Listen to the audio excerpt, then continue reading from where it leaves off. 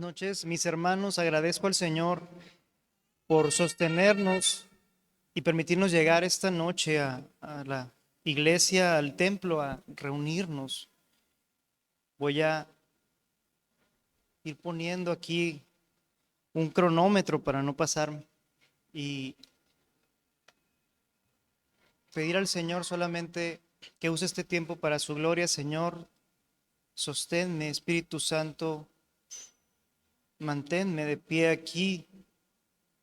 Abre mi boca solo cuando quieras que hable. Sosténme, Señor. Usa este tiempo para tu gloria.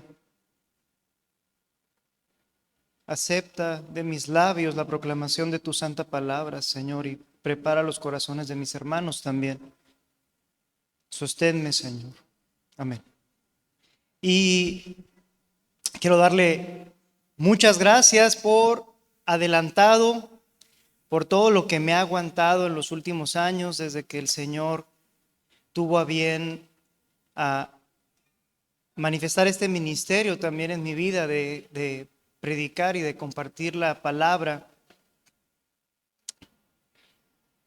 Y agradecerle de antemano también todo lo que me soporte y me soportará esta noche.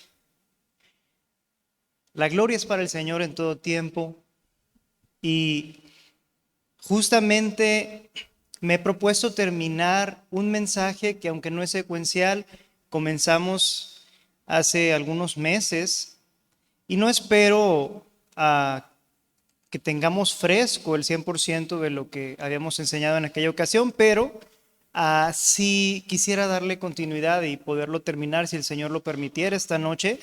Entonces, ¿me puede acompañar, por favor, en su Biblia o en las pantallas a Proverbios? Y vamos a leer Proverbios capítulo 1. Y Proverbios capítulo 1 dice así: los proverbios de Salomón, hijo de David, rey de Israel, para entender sabiduría y doctrina, para conocer razones prudentes, para recibir el consejo de prudencia, justicia, juicio y equidad, para dar sagacidad a los simples y a los jóvenes inteligencia y cordura. Oirá el sabio y aumentará su saber, y el entendido adquirirá consejo, para entender proverbio y declaración, palabras de sabios y sus dichos profundos. El principio de la sabiduría es el temor de Jehová. Los insensatos desprecian la sabiduría y la enseñanza. Oye, hijo mío, la instrucción de tu padre, y no desprecies la dirección de tu madre, porque adorno de gracia serán a tu cabeza y collares a tu cuello. Hijo mío, si los pecadores te quisieran engañar, no consientas. Si dijeran, ven con nosotros, pongamos acechanzas para derramar sangre, acechemos sin motivo al inocente, los tragaremos vivos como el Seol, y enteros como los que caen en un abismo. Hallaremos riqueza de toda clase, llenaremos nuestras casas de despojos. Echa tu suerte entre nosotros, tengamos todos una bolsa. Hijo mío, no andes en camino de ellos. Aparta tu pie de sus veredas, porque sus pies corren hacia el mal y van presurosos a derramar sangre. Porque en vano se tenderá la red ante los ojos de toda ave, pero ellos a su propia sangre ponen acechanzas, y a sus almas tienden lazo. Tales son las sendas de todo el que es dado a la codicia, la cual quita la vida de sus poseedores. La sabiduría clama en las calles, alza su voz en las plazas, clama en los principales lugares de reunión, en las entradas de las puertas de la ciudad, dice sus razones. ¿Hasta cuándo, oh simples, amaréis la simpleza, y los burladores desearán burlar? Y los insensatos aborrecerán la ciencia.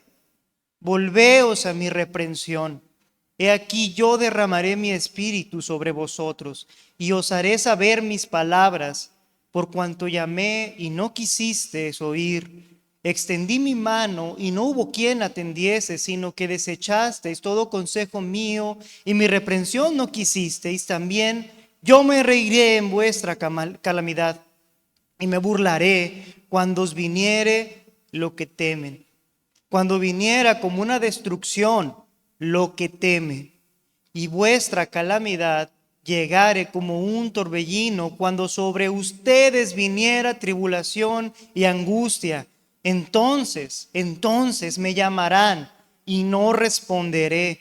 Me buscarán de mañana y no me hallarán, por cuanto aborrecieron la sabiduría y no escogieron el temor de Jehová, ni quisieron mi consejo, y menospreciaron toda reprensión mía. Comerán del fruto de su camino y serán asqueados de sus propios consejos, porque el desvío de los ignorantes los matará y la prosperidad de los necios los echará a perder. Mas el que me oyere habitará confiadamente y vivirá tranquilo sin temor del mal.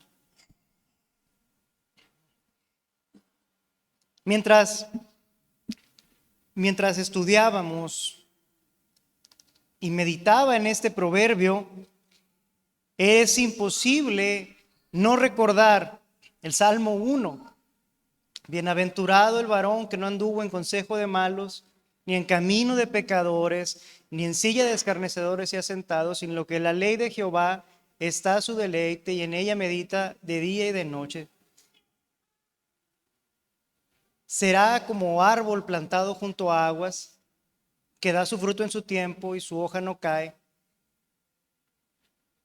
Y ya que quizá empiece a parafrasear, soy de mala memoria, no así a los malos, que son como el tamo que arrebata el viento.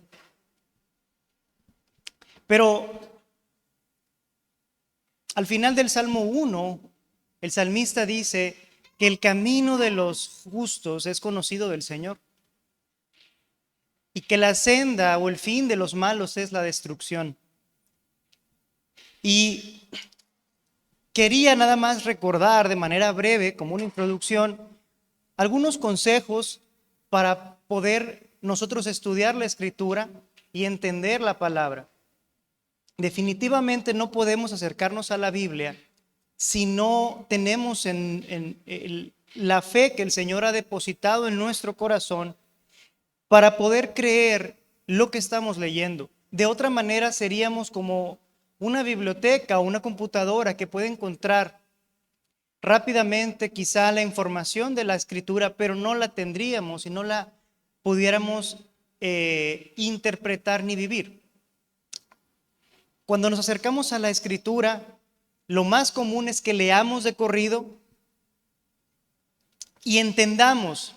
Un error en los últimos siglos ha sido, después de las ideas filosóficas de algunos maestros por ahí del siglo XVIII, de pensar y decir que la Escritura se interpreta de acuerdo a lo que en su momento, mientras estás leyendo de manera mística, se te revele en ese momento. Alguna vez algunas personas lo han pensado así. Y cuando en otro tiempo quizá o cuando vamos comenzando en el caminar cristiano, a veces no sabemos por dónde comenzar y vamos a la Escritura. Entonces, nunca falta también el hermano que no lee la Biblia en la semana más que cuando se siente atribulado o que tiene algún problema. Entonces es como de donde abra, ahí voy y eso es lo que Dios me quiere revelar. Y la verdad es que aunque el Señor ha sido muy misericordioso con nosotros y la Escritura está llena de toda palabra que es útil para redarguir, para instruirnos en justicia, para consolarnos, para confrontarnos, aún a pesar de esto, no es la manera más adecuada en la que deberíamos de estudiar la Escritura. Entonces, quería compartirles nada más unos consejos para poder interpretar y para poder estudiar y comprender la Escritura. Y en primer lugar, quería decir que lo primero cuando vamos a leer un pasaje es que lo tenemos que leer completo. No podemos quedarnos solamente con medio versículo quizá y esperar tener la realidad o saber qué significa esto. Debiéramos de tomar la palabra y leerla con regularidad y poder saber qué es lo que está diciendo. Esto se llama contexto. En primer lugar, cuando vamos a estudiar un pasaje, empezamos por el contexto. ¿Qué se dice antes? ¿Qué dijo Dios antes de esto que acabo de leer? ¿Y qué dice Dios después, ahí mismo? Es útil pues que si vamos a estudiar Proverbios 1, capítulo 7, versículo 7, hayamos leído el antes y el después. En este caso hay un marcado antes y un marcado después. El antes nos propone la introducción al libro de Proverbios y ahí nos está diciendo la Escritura, para esto son los proverbios. Escuche, para que entendamos sabiduría y doctrina, el conocimiento, pero también las instrucciones doctrinales de Dios, o sea, las normativas de Dios, no solamente para que las leamos y tengamos un montón de prejuicios al respecto, porque a veces leemos y decimos, que sí, tengo que hacer esto y esto y esto. O queremos reducir la vida cristiana a cumplir una serie de normas y pasos. Eso se llama moral. Y sin embargo, la palabra nos dice aquí, los proverbios serán útiles en tu vida para que entiendas realmente esa doctrina. Para conocer razones prudentes. ¿A dónde más iríamos a buscar una razón prudente sino a la palabra de Dios? Esto en sentido amplio, pero aquí particularmente antes de comenzar el libro nos está diciendo, lee Proverbios, vas a conocer razones prudentes y vas a recibir el consejo de prudencia.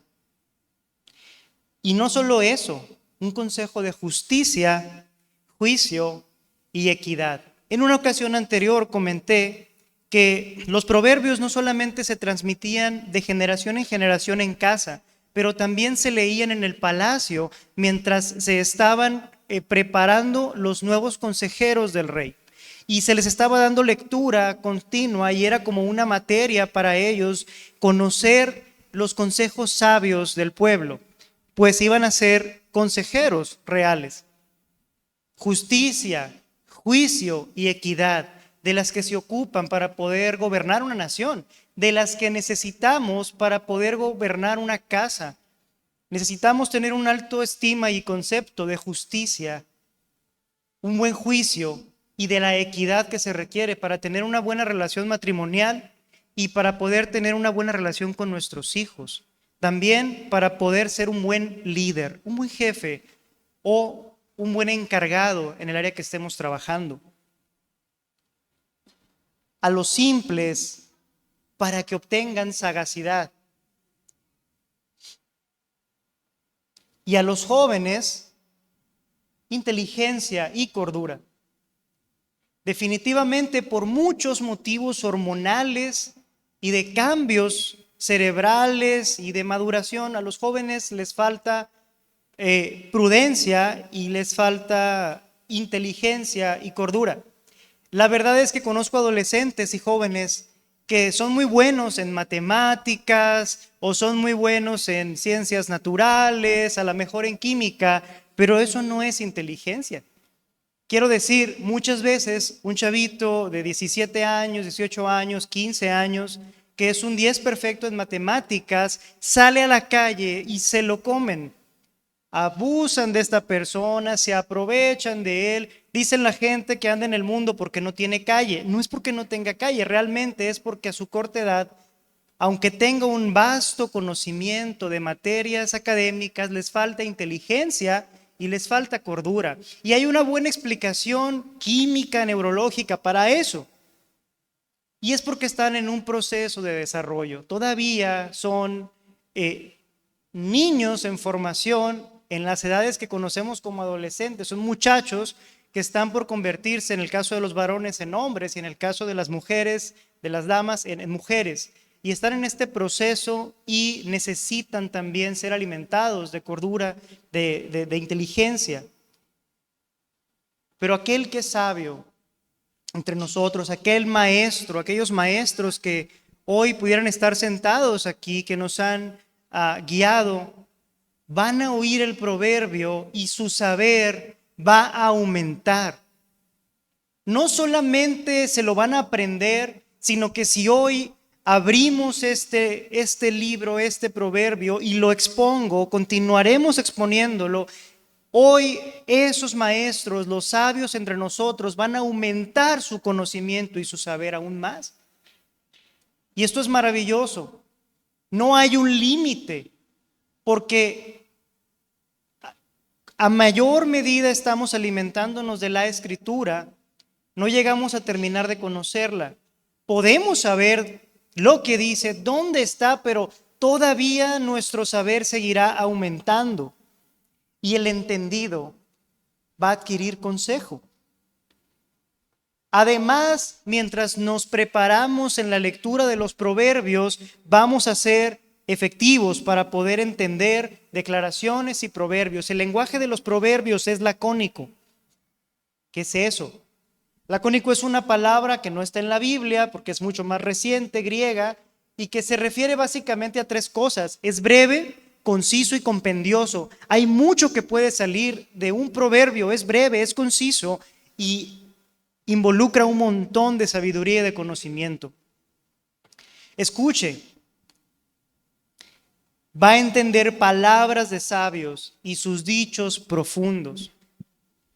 En la misma mesa no vas a ser el bicho raro que se sienta y solamente está captando y así te pasas 20 años. No, vas a ir comprendiendo palabras de sabios y dichos profundos y en algún momento irás aumentando tu saber y llegarás a ser sabio. O esa es la premisa que tenía el pueblo de Israel al respecto. El principio de la sabiduría es, venimos de todo este preámbulo, el principio de la sabiduría es, y estamos ansiosos de escuchar, el temor de Jehová. En una traducción más adecuada, aunque la palabra de Jehová está bien gramaticalmente, pudiéramos entender el temor a Jehová. Los insensatos, aquí voy a abrir un paréntesis y voy a agregar por otra parte, cierro, desprecian la sabiduría y la enseñanza. ¿Se da cuenta que hemos leído el contexto del pasaje que queremos entender? Y una vez que hemos leído el contexto, sabemos qué dice antes y hemos leído todo lo que dice después. Tenemos una idea clara de lo que el Señor nos quiere decir en la palabra. Y sabemos que la sabiduría está gritando y nos dice, vengan a mí. Pero también sabemos que aquellos que decidimos vivir en nuestro camino de necedad o que quisieran vivir en su camino de necedad, va a haber un momento de su vida en la que lo que más temen les va a venir como una calamidad repentina. Y no es cualquier cosa. Todos tenemos miedo a algo. Hermanos, es bien común que los hombres, los varones, que llegan a tener llegáramos en algún momento de la vida a tener algún nivel de éxito profesional o lo que sea, sean impulsados más por el miedo que por la ambición personal. Escuche, cuando muchas veces, y he conocido a muchos hombres que están en esta circunstancia, se casan y se mueven a un trabajo que los mueve de una ciudad a otra, dejan familia, dejan raíces, si están en una iglesia dejan la iglesia. Muchos de ellos son movidos no tanto por el deseo de trabajar más horas o por el hecho de decir quiero tener más plata. Los mueve el miedo. Trabajas más porque tienes miedo de no llegar a fin de mes. El temor al hombre o el temor a las circunstancias mundanas o a las situaciones que están alrededor de nosotros no es un temor aceptable delante de Dios. El único temor que como hijos de Dios debemos de cosechar o debemos de estar ahí abonando en nuestro corazón es el temor a Dios. el temor al Señor. Este temor va acompañado no solamente de reverencia y reconocimiento, este temor es un temor que está acompañado de terror. Cuando conocemos a Dios, cuando vemos realmente al Señor y nos topamos con su santidad en su palabra, cuando experimentamos los hechos sobrenaturales de Dios en nuestra vida, no podemos más que como el profeta Isaías decir: soy un pecador de labios inmundos. No somos merecedores de estar delante de la presencia de nuestro Señor.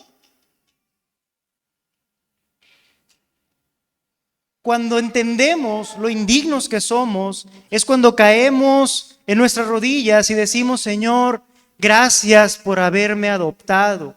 Entre tanta gente que vive y se porta mejor que yo en el mundo, tú no te fijaste en eso y por amor me hiciste tu hijo. Cuando reconocemos todo el inmenso poder del Señor, caemos a sus pies.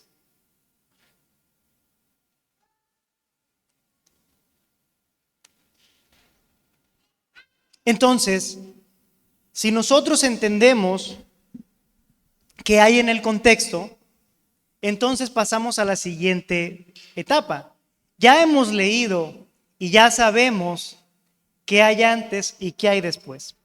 Hermanos, cuando vamos a la Biblia y leemos algo, o se lo escuchamos a un predicador o a un pastor y no lo juzgamos, podemos caer en muchas fallas, en muchos errores, hasta en herejías. Alguien dijo una vez: un texto sin contexto es un pretexto para una herejía. Ayer tuve la bendición de recibir en mi casa a una de las tías más longevas que tengo. La tía Panchita Urias tiene casi 90 años y todavía está lúcida, todavía platica y casi no oye muy bien. Pero bueno, algunos tenemos una cuarta parte de su edad, ¿no? Bueno, una tercera parte de su edad, y no escuchamos bien. La tía estuvo en mi casa, tomó café conmigo, y cuando se para en la puerta para salir, ella dice: parece que voy saliendo de la cantina. Y es muy chistoso y pudiera sonar ofensivo para alguien que sale de tu casa, o si yo salgo de pronto de la casa de alguno de ustedes, hermanos, y dijera: parece que estoy saliendo de una cantina. Pudiera sonar ofensivo si no tienes el contexto. La tía Panchita sufrió un infarto cerebral y fue sorprendente para los médicos que la atendieron cómo no solamente pudo volver a platicar, sino recuperar la movilidad de sus brazos y sus piernas. Pero sus piernas quedaron débiles. Entonces, cuando camina, trastabilla un poco, pero aún con esto de pronto suelta el brazo de quien la apoya y da unos pasos. Conocer el contexto hace más sorprendente que haya caminado casi 1 metro cuando llegaron a mi casa para alcanzarme y darme un abrazo. Y lo que dijo era una broma. El contexto es: estoy tan débil de mis piernas, vengo tan huila, dice ella, que parece que vengo saliendo de una cantina. Me van a confundir con una borracha. Y lo más chistoso fue que lo dijo afuera del templo de la iglesia de Dios, donde se congrega también allá. Un día salió y hizo la misma broma, ¿no? De que parece que, hermana, ¿cómo se...? Pero tener el contexto hace que una expresión o algo que se dice cambie completamente como lo entendemos. Lo siguiente es conocer las palabras, la gramática. Hermanos, puede sonar muy elevado eso de gramática. Algunos no somos buenos para el español, ¿verdad? Hay gente que se siente bien orgullosa de decir: yo sé cuándo debe de llevar acento una palabra. Yo sé cuándo debe de llevar el punto y cuándo debe llevar. Puede sonar muy elevado para nosotros, pero este consejo es: consideremos las palabras y los géneros. Cuando leemos un pasaje de la Escritura, debemos de rápidamente poder identificar dónde está. ¿Estamos leyendo historia? ¿Estamos leyendo doctrina? Quizá estamos leyendo un salmo. Pero siempre tenemos que identificar qué es lo que estamos leyendo. A veces no logramos conocer todos los géneros que están incluidos en la Escritura. Se los podemos hacer llegar por alguna imagen, alguna tablita. Pero lo más importante es esto. Lo que yo quiero puntualizar es: los proverbios se leen y se interpretan como proverbios. Yo no puedo leer e interpretar un proverbio como doctrina. Tampoco puedo leer e interpretar un proverbio como una promesa, ni como una profecía. ¿Sí? Hay salmos proféticos, hay proverbios que son referentes o salmos que referencian o incluyen proverbios, mas sin embargo los proverbios no se leen como profecía, no se interpretan como profecía. Un proverbio se interpreta y se lee como un proverbio. Y la vez anterior que explicábamos Proverbios 1:7 decíamos: lo primero que tenemos que entender es esto: algunas de las expresiones proverbiales suenan a promesa, pero no son promesas. Algunas de las verdades en Proverbios tendríamos que considerarlas como relativas. A muchos no les gusta el término relativo, pero déjenme lo explico. Relativo quiere decir esto: un sabio estuvo observando durante su vida el proceder de las personas y veía que había personas que se comportaban de una manera que agradaba al Señor y que por lo general les iba bien en la vida. Y había gente que despreciaba la ley del Señor y por lo general les iba mal en la vida al final, algunos hasta el final. Me encanta leer los proverbios porque hay proverbios como este donde están diciendo que al final los malos desaparecen por completo y son otros o los justos quienes terminan disfrutando de todo lo que ellos han acumulado durante su vida. Lo que quiere decir que el legado de los malos a final de cuentas desaparece. Mientras viven pueden tener demasiado, mientras viven pueden obtener por medio de una vida de pecado, de violencia, de intimidación, de corrupción, pueden obtener mucho dinero, posesiones, pueden hacer mucho con su vida, éxito, etcétera. Pero el día que ellos se van, todo lo que ellos hayan hecho desaparece y muchas veces no les toca ni a su familia, porque aún de su familia es quitado por cosas externas, por otros motivos. Muchos hijos han heredado propiedades, han heredado dinero, han heredado cosas que fueron mala vida. Si no estoy hablando de narcotráfico, simplemente fueron acumuladas por un pecador que su enfoque fue solamente generar, y lo pierden en un divorcio. No lo sé. Entonces, eso es Proverbios. Cuando nos acercamos a Proverbios 1:7 y nos preguntamos ¿qué estamos leyendo? Va un proverbio. ¿Qué hay aquí? Y esta es una observación sabia que dice que el principio de todo conocimiento no debería de ser, es que tengamos una estima de Dios tan elevada y lo conozcamos al grado de amarlo y temerlo por igual.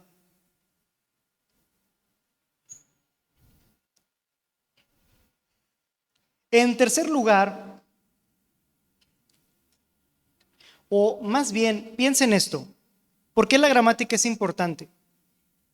También tenemos que considerar comas y puntos. Hermano, comas, puntos y palabras. Como yo les decía ahorita, una palabra desconocida, y se las mencioné, yo les dije lacónico, una palabra desconocida nos puede meter en muchos problemas, sobre todo si no la entendemos bien. Contaba mi abuela una historia, la verdad, siempre la contó como algo que pasó de verdad. Yo siempre he creído que así fue, aunque sonaba charra. Ojo, acabo de decir charra, charra.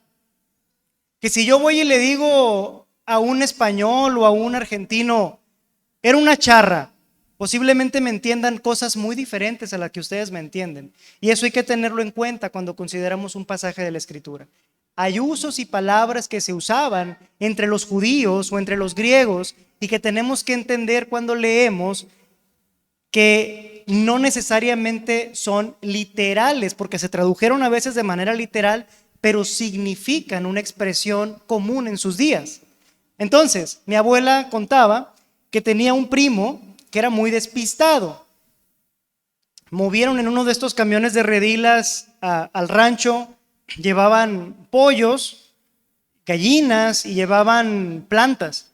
Entonces dice que cuando llegaron, la mamá de él, la tía de ella, le dijo, no recuerdo el nombre, por favor, baja las gallinas y las matas. Entonces cuando ella va a ver, porque ya había terminado, las plantas estaban arriba de la camioneta todavía y las gallinas estaban con el pescuezo torcido en el piso, porque le dijo, baja las gallinas y las matas.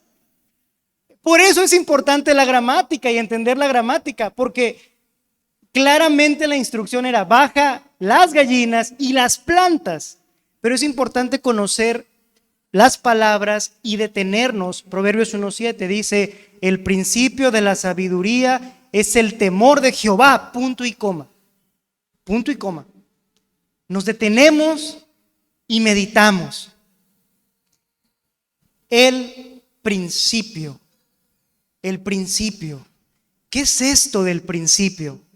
Para usted y para mí es muy fácil entender que el árbol empieza en la raíz y se desarrolla hacia arriba.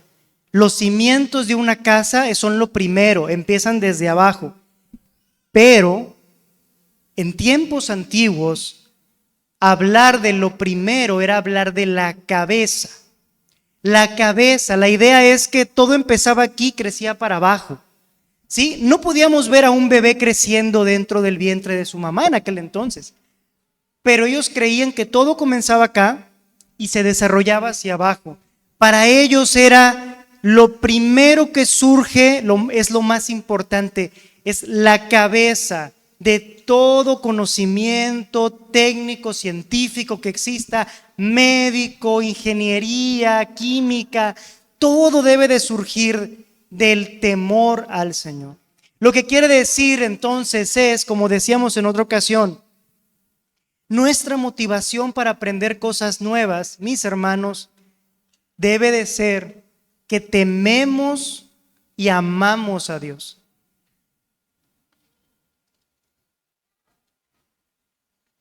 No quiere decir que todos tenemos que ser científicos condecorados, tener postdoctorados, no hay nada malo en eso.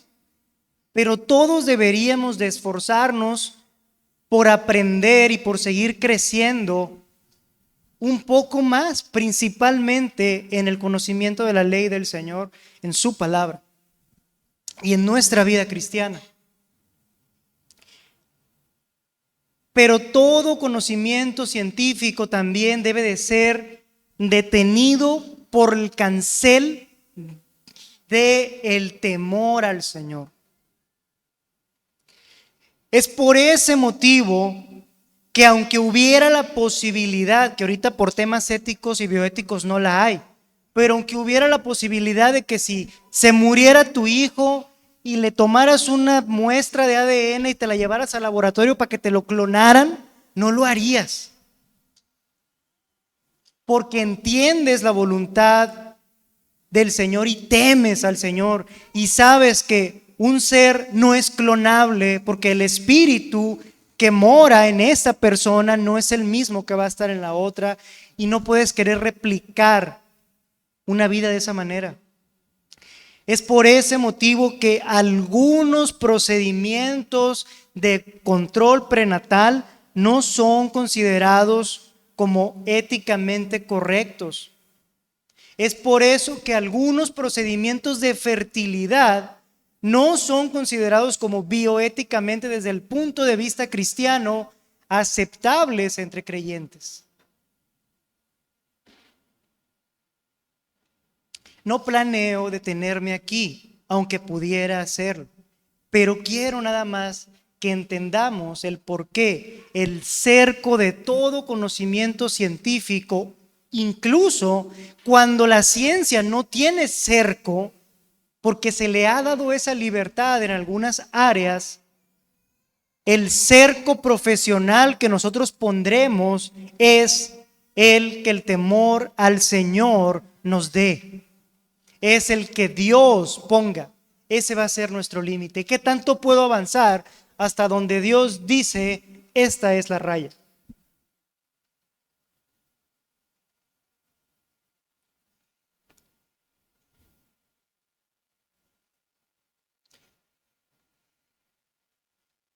El pastor Gerson lo dijo el domingo.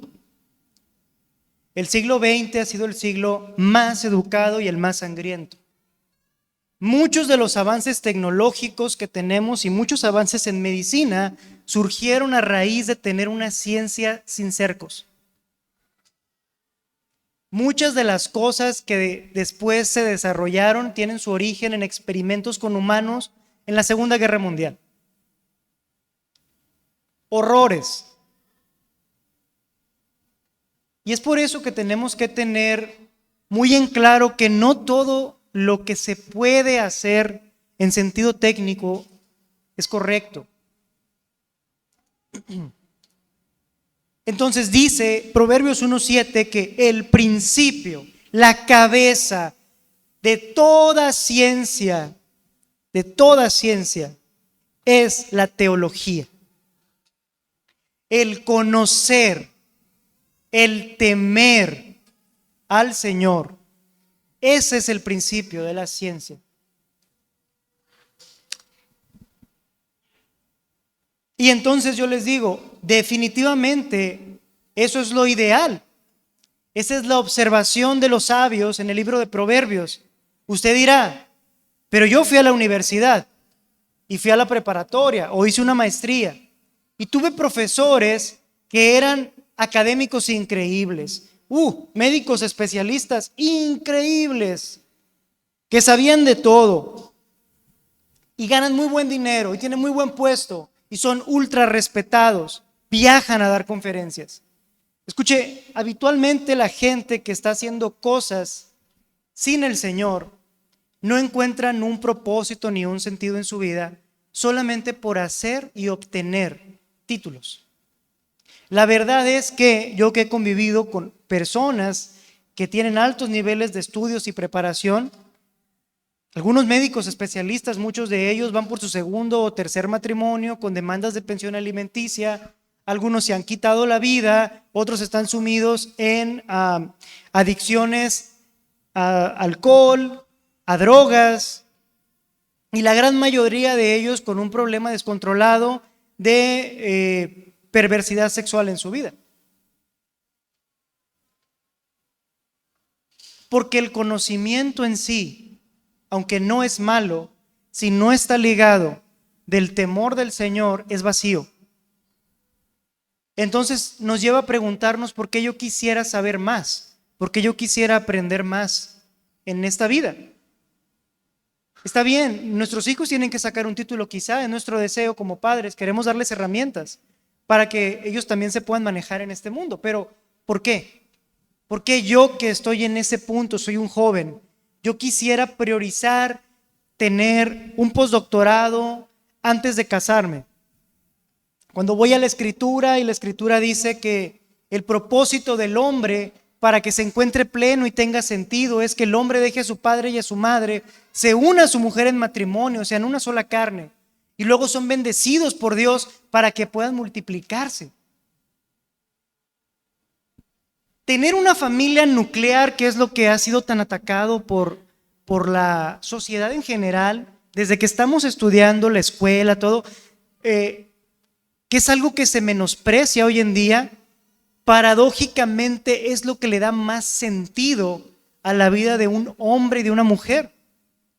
Y en Cristo todo lo demás carece de sentido porque estamos entendiendo el valor de lo que hay. Puedes realmente ser feliz porque acumular títulos no te van a dar felicidad, pero el hombre que honra a su padre y a su madre, que en algún punto los deja, se une en matrimonio de su mujer, se multiplica, cría hijos. Si ese hombre que está haciendo la voluntad de Dios y está viviendo la Escritura quiere hacer todos los estudios en su vida que desee, va a ser bendecido, prosperado y va a ser lleno también por esto.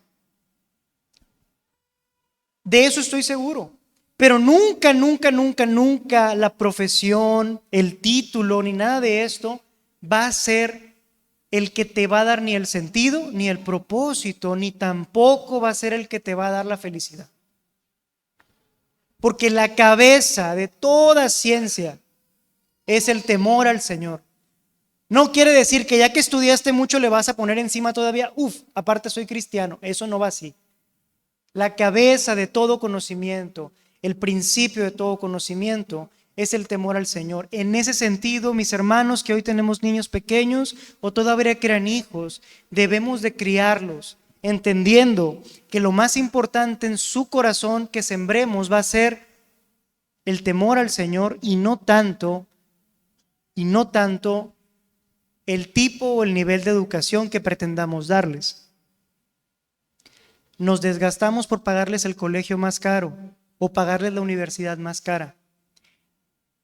Y pueden llegar a ser tan mediocres o peor que aquel que consideramos nosotros salió de una mala universidad o de una mala escuela. Lo más importante de todo es sembrar en ellos el temor del Señor. ¡Wow! Punto y coma. Pensamos en esto. Los insensatos desprecian la sabiduría y la enseñanza. Leemos. Punto. Y entonces tenemos que considerar por qué venimos o por qué tenemos que detenernos todavía más, hacer un alto total, una luz roja. Meditemos en esto. Y ya explicábamos en una ocasión anterior que estos insensatos son de hecho perversos. La palabra es evil, que se parece al inglés evil, que es malo, malo, malo, malo, hasta la médula. Perversos de naturaleza. Ellos desprecian, hacen a menos, toman a poco la sabiduría. Y la sabiduría ya aquí no es la misma palabra que se usó anteriormente, aunque en el español tenemos traducido también sabiduría. La primera hace alusión al conocimiento y esta habla de algo más profundo. Y cuando lo estudiamos y nos acercamos al texto a estudiarla, vemos que esta sabiduría significa básicamente es explicada en la misma palabra en otros libros y en el mismo libro de Proverbios. Por lo tanto, escúcheme, el contexto es qué hay antes, qué hay después, qué hay en el libro, qué hay en toda la Biblia, y luego, si todavía tenemos la posibilidad, y los invito, hermanos, a hacerlo, darnos el tiempo de detenernos y decir, voy a preguntar e investigar qué estaba pasando cuando se escribió. ¿Qué había en el mundo? ¿Quién lo escribió? ¿Quién era este hombre? ¿Quiénes son los involucrados? Y entonces la gramática, nos detenemos en los puntos, nos detenemos en las comas, acentuamos, corremos cuando el texto dice que corramos, nos detenemos cuando tenemos que detenernos, entendemos las palabras y luego relacionamos las palabras en donde más están en la Escritura. Es un trabajo que no es fácil de hacer. Tampoco es inmediato y tenemos que leer la palabra de manera continua. Mi invitación, hermano, es a que sigamos leyendo la Escritura de manera continua para poder entender y para poder ver estas conexiones también y beneficiarnos y atesorar al Señor.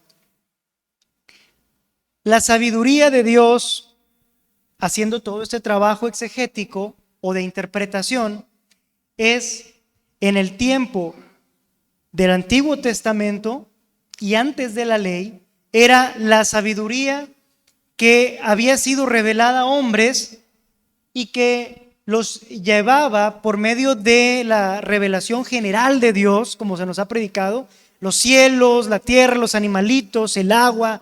Decía, wow. Y de la propia conciencia del hombre que lo llevaba a no matar, que lo llevaba a entender que el adulterio era pecado o estaba mal delante de Dios, que lo llevaba a entender que robar también era incorrecto. Y entonces esta era la sabiduría general de los proverbios antiguos.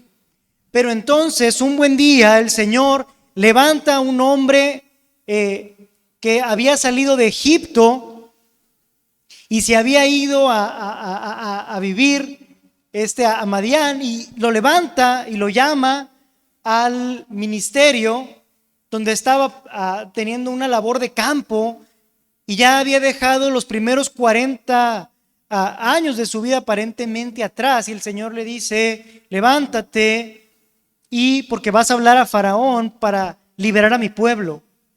Cuando esto sucede, entonces el Señor revela su ley y le escribe por sí mismo y se le entrega. Sabemos que la ley es quebrada y luego la tiene que transcribir Moisés, pero le revela y le instruye acerca de su carácter en el monte. Cuando la ley se le revela a los hombres, al pueblo de Israel, entonces la sabiduría de Dios se contiene y es esa ley. Pero cuando la sabiduría de Dios se ha revelado por completo y consumado por completo en la imagen de su Hijo Jesucristo, cuando Él es encarnado, cuando el Señor encarna y nos enseña, el Verbo se encarna y podemos verlo, lo pudieron ver y lo podemos oír, y Él enseña, Él está enseñando cumpliendo la ley y enseñando la sabiduría que ahora es Cristo en su nacimiento. Pero también Pablo dice que la muerte del Señor Jesucristo expiatoria en la cruz es la sabiduría de Dios. La obra, la vida, obra, la muerte del Señor Jesucristo es la sabiduría de Dios. Y todos los hechos de nuestro Señor Jesucristo, la ley y los dichos de los sabios están contenidos en la palabra escrita de Dios. Esta es la sabiduría de Dios. Aquellos que vivimos conforme a las normas, y no solamente por ser reglas, sino conforme a la voluntad de nuestro Dios, somos menospreciados por los necios. Está bien, así es. Sigue cumpliéndose al día de hoy. Vamos a ser llevados a nuestro límite emocional. Vamos a ser llevados al límite de nuestra lengua. Nos vamos a tener que detener de abofetear a alguna persona en algún momento de nuestra vida. Y vamos a sentirnos cucarachas. ¿Por qué esto que mora en mí todavía me quiere dominar? ¿Por qué esto que está en mí todavía es tan complicado de detenerlo? Bueno, somos hombres con un cuerpo caído que se está santificando de manera continua. Tenga paz, siga en la lucha, pero, hermano mío, vamos a ser llevados al límite en el mundo, porque los insensatos no es que desprecien conocer cosas, odian a Dios, odian que tenga que haber una regla, odian que todo tenga que ser de alguna manera, y ese odio mora en ellos por el pecado y porque el príncipe de este mundo, que es el que gobierna su sistema de valores y su sistema de pensamientos, ha transmitido y ha implantado a lo largo de toda la historia, por Hollywood, por los libros, por las escuelas, por los narcocorridos, por todas las cosas que hay, ha ido implantando también ese odio, que esa enemistad hay contra Dios natural en nuestra carne, en nuestro pecado, y ahora estamos todavía o están influenciados y bajo el control de Satanás en ese odio por Dios. Los perversos menosprecian la sabiduría de Dios y la disciplina. Y fui en otra ocasión hablamos de la disciplina. Solamente lo menciono para no detenernos mucho a explicarlo y creo que nos abrimos muchísimo en aquella ocasión.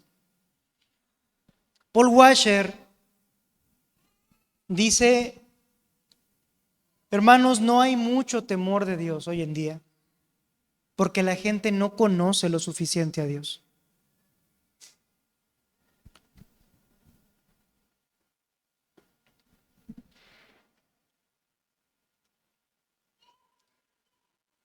El sabio participa de la dolorosa disciplina con gozo y la recibe con amor como un regalo de quien a su vez lo ama. El Señor nos ama y nos disciplina. El Señor nos lleva por un camino de disciplina como hijos porque nos ama. Ahí comienza nuestra adquisición por conocimiento.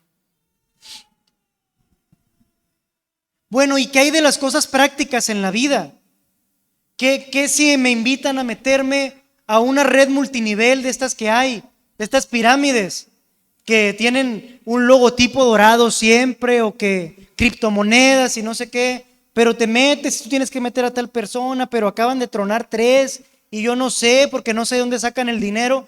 Bueno, escucha, hijo mío, si los pecadores te quieren engañar, no consientas.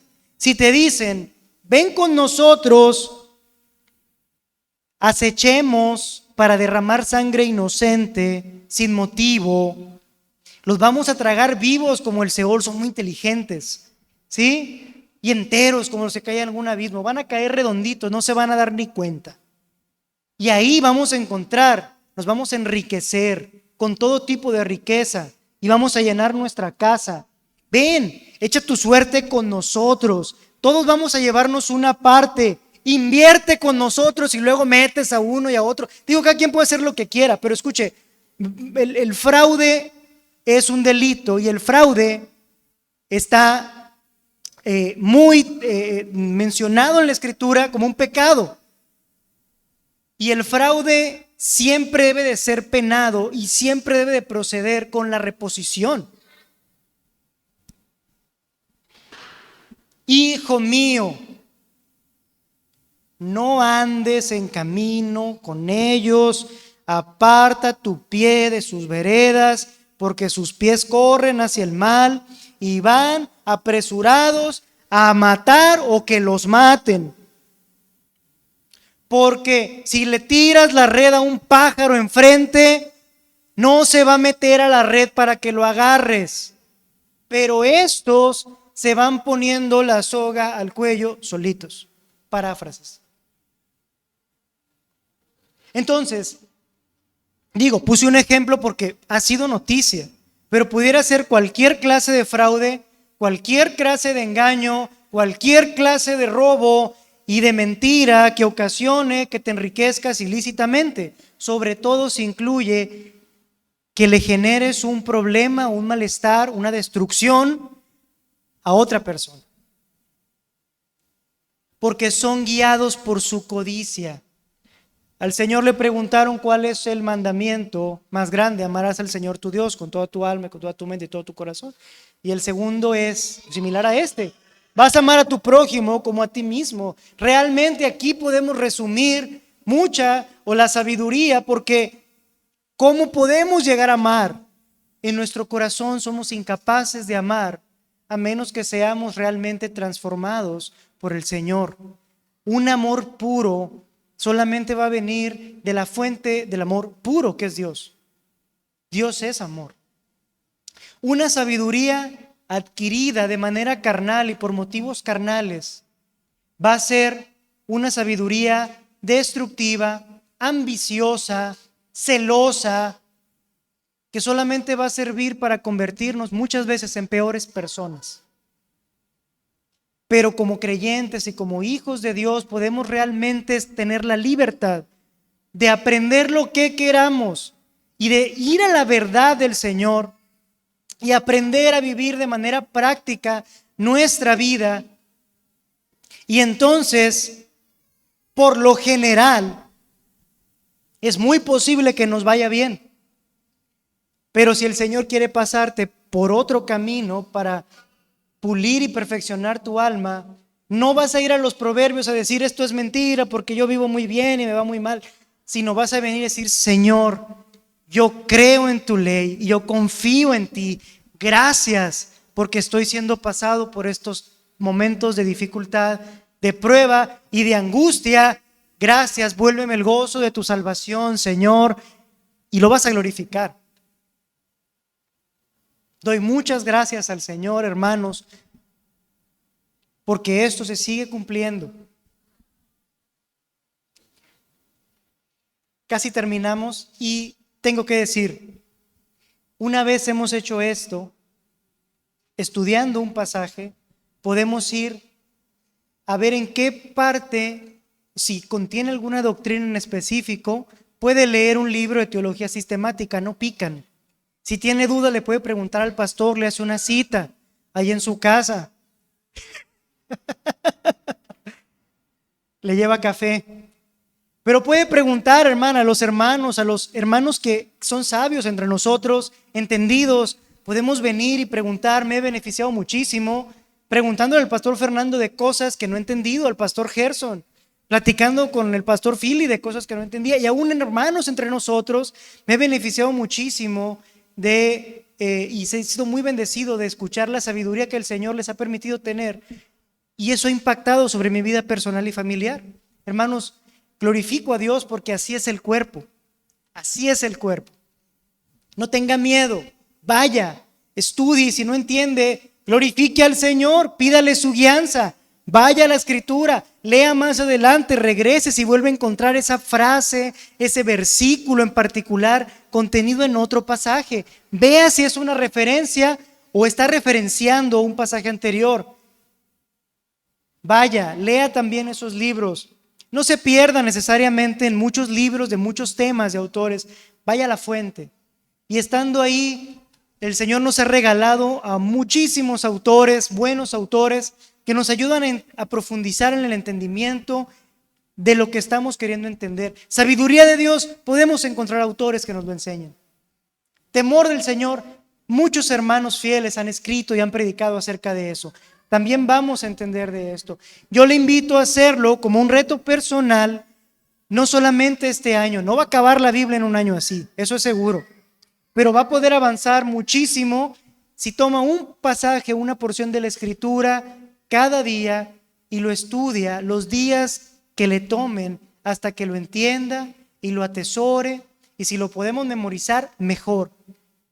Porque de esa manera estamos en nuestra mente reteniendo la voluntad del Señor también. Hermanos, pues agradezco a Dios que hayamos llegado hasta acá. Nuevamente los consejos fueron más largos de lo esperado. Hicimos un estudio un poquito rápido a través del proverbio desde un punto de vista interpretativo. Y todavía tengo aquí un buen puño de aplicaciones que no terminamos y esperemos, si el Señor lo permite, en alguna otra ocasión llegar a revisarlas también y poder ser bendecidos también por la verdad de su palabra. Gracias, Señor, porque eres tan bueno con nosotros. Gracias, Señor, por sostenernos en tiempos de dificultad. Gracias, Dios, por dejarnos tu palabra. Gracias por la obra salvadora de Jesucristo y por su ministerio intercesor hoy en día. Cuando estamos abatidos o cuando sentimos que somos acusados por nuestros pecados o por nuestro pasado, te doy muchas gracias que siempre tenemos a nuestro abogado. Te doy muchas gracias que el Espíritu está aquí con nosotros. Gracias, Espíritu Santo, por consolarme cada vez que he tenido la necesidad y por llevarme al Padre siempre que no he sabido, Señor. Espíritu Santo, gracias por acercarme como hijo y clamar por mí. Gracias, buen Padre, por abrirme tu corazón y escucharme como tu hijo pequeño. Gracias no permitas que sea malicioso. Permite, Señor, que seamos como niños en nuestra manera de pensar y de ser. No así en nuestra hambre por la Escritura, que deseemos alimento sólido, que cada día deseemos más palabra, que cada día deseemos entender más instrucción, sabiduría, doctrina, que nuestros jóvenes puedan ser llenos de inteligencia y de cordura, que los hombres maduros y sabios entre nosotros y las hermanas fieles y maduras puedan ser aumentadas en su saber y aumentadas en su misericordia y en su compasión. Danos un corazón como el tuyo, Padre, un corazón tierno para amarnos entre nosotros, un corazón que sea aceptable delante de ti, que amemos la justicia, el juicio, la equidad, que deseemos ver a más almas viniendo ante ti y que amemos ser discipuladores de ellas. Gracias, Señor, porque eres muy bueno con nosotros en cada momento de nuestra vida. Yo te bendigo a ti, Señor, porque toda la gloria es tuya. Y te bendigo, Señor, porque te amo y te doy gracias por amarme primero. Te exalto a ti, Señor, en el nombre de nuestro Señor Jesucristo, a quien sea toda la gloria por los siglos de los siglos. Amén.